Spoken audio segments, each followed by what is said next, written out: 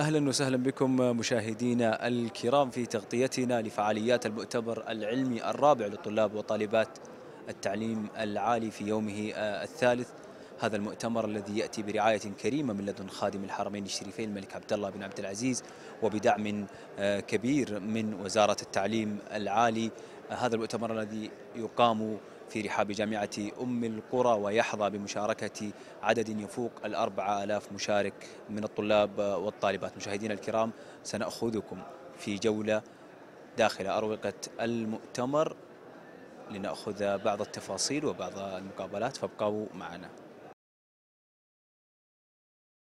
مشاهدينا الكرام، أثناء جولتنا في أروقة المؤتمر العلمي الرابع لطلاب وطالبات التعليم العالي التقينا بالدكتور عبد الله شتاوي، مدير عام كليات بريدة الأهلية. أهلا بك دكتور عبد الله. حياكم الله، يشرفنا الحضور لهذا المعرض والذي نعتبره نافذة للتعليم العالي السعودي.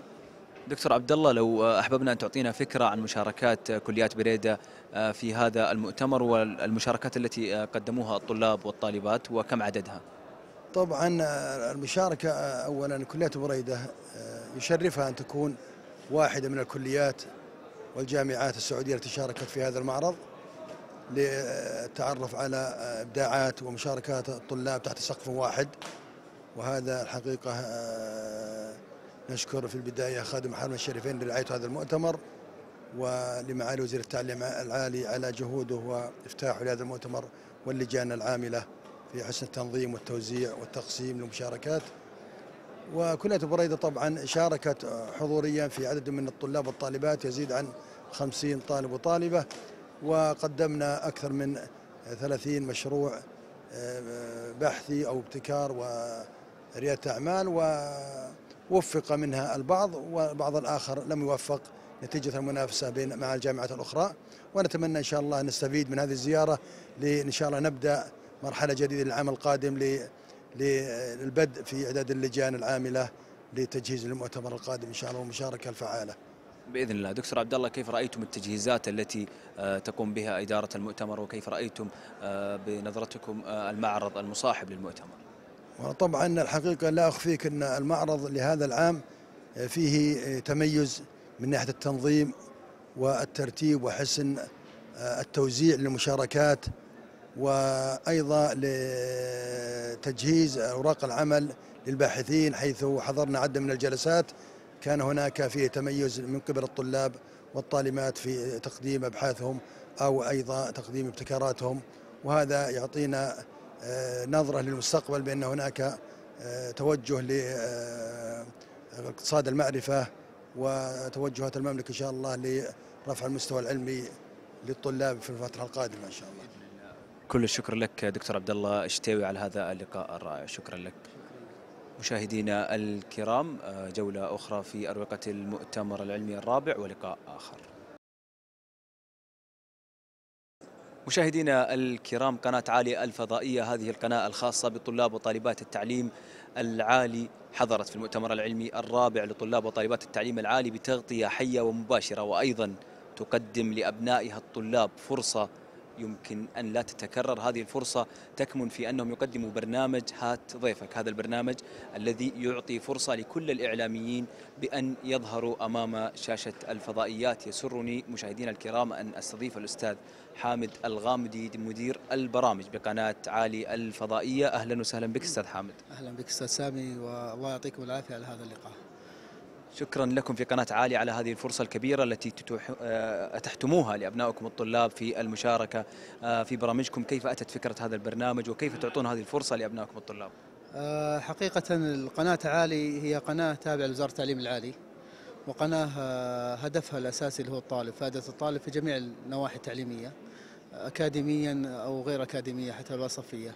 فأتت فكرة برنامج هات ضيفك إبراز المواهب الموجودة في الطلاب الإعلامية.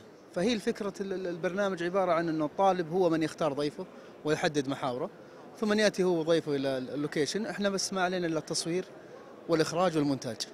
فهنا يعني تظهر إمكانيات الطالب وإبداعه كتجربة. فبعض الطلاب ما شاء الله كانت لهم التجربة الأولى، بعضهم التجربة الثانية، فما شاء الله تبارك الله ما وقفنا من بداية البرنامج. هم يعني يعني واحد ورا واحد، ما توقعنا التفاعل هذا، وبالامانه والله بيض الوجه، وفي طاقات وفي خامات جيده طلعت، يعني ما شاء الله ما عدلنا عليها من بدايه البرنامج، والبعض ما شاء الله يعني يحتاج له شيء، لكن هي فكره، هي خدمه الطالب الاعلامي اللي متوجه للتقديم، بحيث ان نكون احنا يعني نصقل موهبه هذا الطالب ونفتح له المجال، بأن يعني ينخرط في هذا المجال الإعلامي، وأن يكون له بوابة بإذن الله إلى خدمة دينه ووطنه ومنبع لإبداعه بإذن الله عز وجل.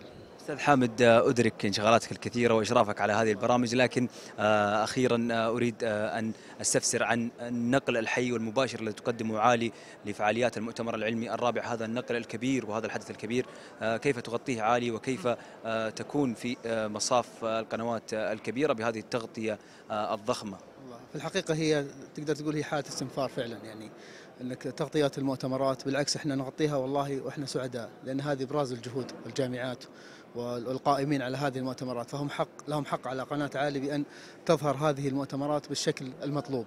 يوجد بث لايف الحمد لله من بداية المؤتمر إلى انتهائه نفس اليوم، تغطية شاملة للطلاب والطالبات كذلك، إنتاج برامج، انتجنا برنامج حوار المؤتمر، وانتجنا برنامج موهبة واللي هي إبراز مواهب الطلاب، كذلك انتجنا برنامج رواد النشاط وهم السبب في دخول هذول الطلاب إلى هذا المؤتمر. أضف على ذلك اللي هو برنامج هاب ضيفك وتغطيات كذلك للجهود الوزارة. أمانة إحنا فخورين جدا بوجودنا مع جامعة أم القرى والوقوف معها في هذا المؤتمر، وإعطائنا الفرصة بأن نكون تغطية لهم، تغطية ولله الحمد حصرية.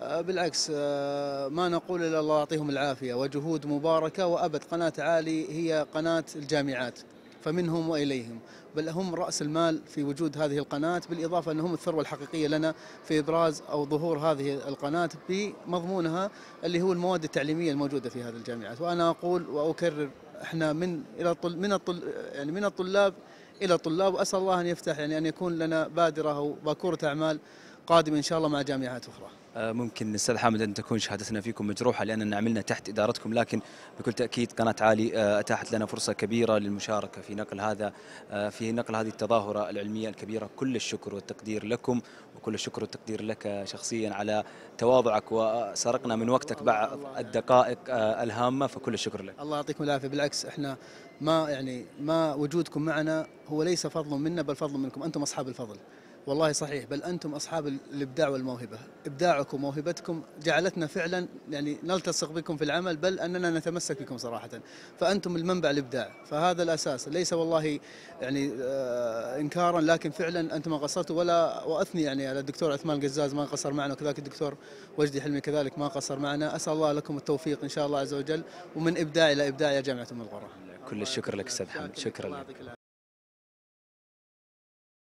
مشاهدينا الكرام، أثناء جولتنا في المعرض المصاحب للمؤتمر العلمي الرابع لطلاب وطالبات التعليم العالي، استوقفنا جناح المكتبة السعودية الرقمية، ويسرني أن أستضيف لكم الأستاذ عبد الله الشايع ليشرح لنا القليل عن ما يمثله هذا الجناح للمكتبة السعودية الرقمية. أهلا بك. أهلا وسهلا، الله يحييك.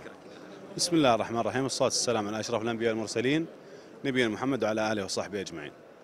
احنا عبارة عن المكتبة الرقمية السعودية، احنا تابعين وزارة التعليم العالي.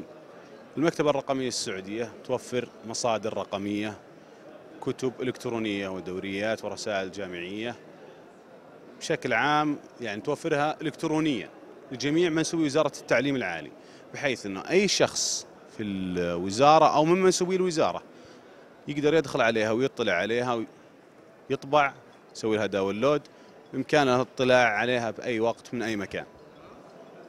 طبعا متاحة للطلاب أعضاء هيئة التدريس، الكل بإمكانه الاطلاع عليها.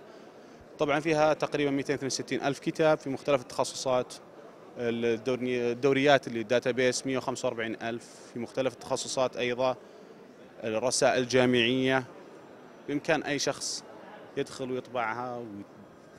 كل الشكر لك أستاذ عبد الله الشايع ولجهود المكتبة السعودية الرقمية. يا ليت أستغل الفرصة هذه إلى أوجه إخواني الطلاب إلى أن المكتبة الرقمية السعودية تقوم بتدريب لجميع الجامعات السعودية. يعني احنا عندنا تدريبين، التدريب سلمك الله في الجامعات، نزور الجامعات ونسوي لها تدريب، وأيضا عن طريق البوابة الخاصة بالمكتبة الرقمية السعودية اللي هي sdl.edu.sa. يوجد تدريب أونلاين ويوجد تدريب أيضا في مقر الجامعة، بحيث أنه نرتقي بالوعي المعلوماتي، نزيد المستوى الثقافة العلمية.